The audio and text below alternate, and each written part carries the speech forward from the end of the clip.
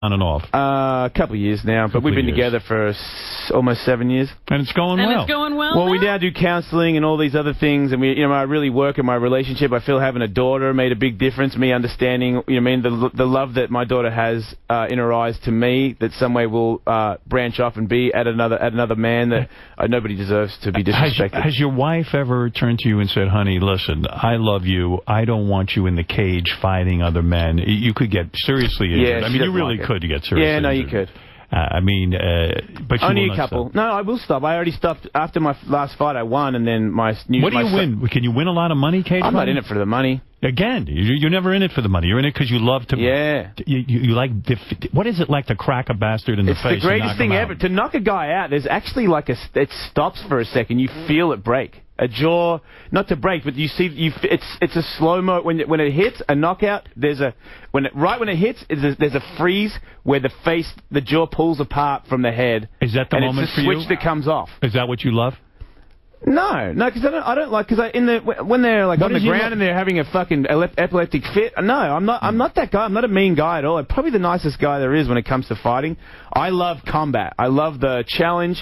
I love getting hit and wanting to take a knee and continuing to come forward, throwing whatever I've got. I want a challenge. I want to be terrified. You agree to fight me, I agree to fight you. We train for 6 months. We meet in the corner. Nobody cheap shots. When that dude says go, we fucking go. And it is on till the death. It is amazing to me. It's the greatest feeling you can have when you're a man. Is this like not with rounds or anything? How you just go? It's rounds. 3 5-minute rounds. Oh, every man should not every man should do it, but almost every man should fight at least once. And not talk about fighting in a bar. It's fucking euphoric, and all men are supposed to do violent shit. When they do it, and they practice it, and they do it organized, those people become good people.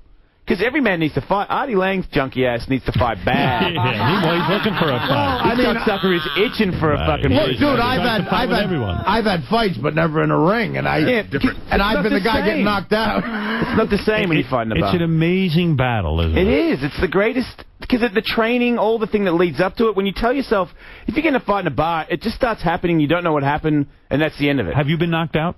No, only in a skateboard and motocross I've been knocked out, but not by a fighter. I got kicked in the face one time, and I went out for a second, but I've never been like, I'm snoring. Don't you think that's why you win in a fight, because you so don't care about the pain of getting kneed or getting punched in the face that it's just irrelevant to you? I'm a very competitive guy. Yeah, it won't freak you out. Yeah. The radio thing is. Do you think you need to fight, Howard? What? I don't think he does. He's an intellectual. No, you know what? There are different kinds of men. There's different kind of men. I had a different kind of life. I mean, I had a lot of fights growing up. No, but I mean what he's talking about. Yeah, and those fights were so real and so disturbed. There were no refs. It was just. You went, and it was life or death. But I think Fred... It was 4-year rounds. Yeah, but I think they went on and on. I think Fred is sort of that kind of guy, because he takes boxing... Fred needs to kick ass, for sure. You know something? He's absolutely right when he talks about that. It's a whole different ball of wax. It's different than when you're like, you're in an alley and you're just trying to defend yourself. It's like there's strategy that's involved, and there is some exhilaration when somebody punches you in the face. I can't explain it. Yeah, if someone punches you in the face and you're just standing there, that's fucked up. But if you agree and you guys you're moving and your heart rate's up, you throw a couple of jabs, you take a couple. It really is the thing that because you want to know how you're going to get out of it. I think the braver thing that he's done is fuck China. That's the bravest. To me, that's a sport. I tell you, exhilarating. that was a violent act. But you know what he's talking about? There is a scene in the movie Raging Bull. It's funny he brings this up where De Niro tells Joe Pesci, his brother, hit me in the face. And he's like, get the fuck out of here. Now hit me in the face. And Pesci keeps hitting him.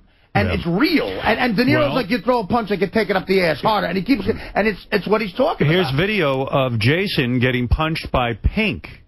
Pink? Right in the face. And he even there, take a look at this. You can Where see am I? Where is it? Any of these screens, you'll be able to see it on Jason. Screens everywhere. Put it up there, guys. I guess they don't have it. Why did they tell you that? Technical difficulties on the house. There it is. Watch it. That was bullshit. Right, here it goes. All right. No, she had to warm up for a gut punch. Boom. And then you weren't satisfied. I said it was a bullshit punch. She has to do it again. There you go. Wow. Yeah, she had bike gloves on too, so I didn't want her to break her hands open. But that wasn't that bad. It wasn't. That looked pretty bad to me. It wasn't. I mean, people hit weight. I just fought a heavyweight boxer. He actually fought Lennox Lewis. He's my boxing trainer. Yeah. I sparred him 2 days ago, and he knocked me on my ass like 4 or 5 times, and he called me on the way home. He's like, "You all right?" And I'm like, "Yeah, I'm all right." Wow. And he's like, "You gotta watch that shit." I'm like, "What shit?" Unbelievable. He's like, "You keep trying to spar me all the time. It's you could get brain damage." Where are you living now? Where do you I live in Santa Monica. And so you do the show from Santa Monica? Yeah, from Hollywood. Every day you do it. I'm committed to it. Good. I'm committed to it because who else is going to carry this flame? Hey, I'm the only guy that's going to represent you the correct way. I feel like this is my child. Yes, this is your son. Why was Pink's vagina on your neck, by the way? She dyed my hair pink for a TV show that never got picked up, and she had to put my head in the bathtub, so she straddled me. Nude? No. But I did feel, and I think maybe her husband's listening right now, but I don't care, I'll tell him. I felt her lips on my neck. Is your wife sexually adventurous? Yeah. She is. Yeah. The kids have slowed that down dramatically. And did she used to bring girls home for you? Did she ever bring home girls? Before we were married, She did. Oh, that's hot. I got to take a look at your wife. She's pretty hot. You check. She's on my website. She's on my MySpace and all that bullshit. She'd bring home girls, huh? Yeah, she was kind of doing it to help me out. Yeah. And what do you mean? Well, when I met her, I was, in a skateboard dude. I think when we first met, I broke both my elbows and got swollen intestines. And then 3 months later, I did the exact same thing on another jump. So I spent 6 months on the couch on painkillers, smoking weed and drinking vodka. So, yeah, I was like, just so you know, I don't really like anybody. If you want to hang out and smoke weed and fuck bitches, I'm totally into that. Yeah. You know what I mean? That was because I'd been married. I didn't want to try to impress anybody. I didn't want to say, you know what, one day I'll float away with you and we'll get married. It'll be glorious. But where would she find these girls that you'd have sex with? Well, it's not that hard. Really? Where you go, the strip club or something like that? Yeah, we went to adult friend finder. You're kidding. We went to a swinger party one time, and that went bad. Why did that go bad? Now, your wife's very attractive. I imagine she's very hot. She gets dressed for the swinger party. She puts on a little shorts dress. She's got really long legs. She's like a skinny, like your chick. She's a hot chick. She's got that lengthy thing. Oh, there she is. Oh, yeah. I like her. Oh, she's I can imagine you could attract a few people at the swinger party. Who's that dork next to her? Boom, Lang. So you mean the dork that you can see his fucking belt buckle, you fat prick? Jason. Can I punch Jason in the face as hard as I can? Will you let me do it? If you can get past that camera, No. I'm saying for real. After the you're no Pink, Artie. No, but Jason, you can put your vagina on my neck if you want. All right, I know, but I would take it if you let me punch you as hard as I can in the face. Sit there and relax. Jason, I don't want to see that. It's that whole heroin thing. He's going to get amped right now. Do you miss it? Do I miss heroin? Yeah. Like you, I chased the dragon, and I learned that it was an awful life. I think you need punches in the face. I hear you on the radio every day. You're struggling. You're like, fuck, it's not as good being alive without the juice. Let me tell you something, I've got your juice, motherfucker. I've got your juice. The great Ronnie Van Zant of Leonard Skinner wrote it the best. He said, a needle and a spoon and a trip to the moon. And that's what it was. It was like a trip to the moon, but you come back from the moon, and it's hell. He can barely tell that he likes it, can you, Stan? No, listen, he's a reformer. He'll get wrapped into a story about heroin. Before I run out of time. To talk about how bad it is, you can see it's like he's been fed a line. Yeah.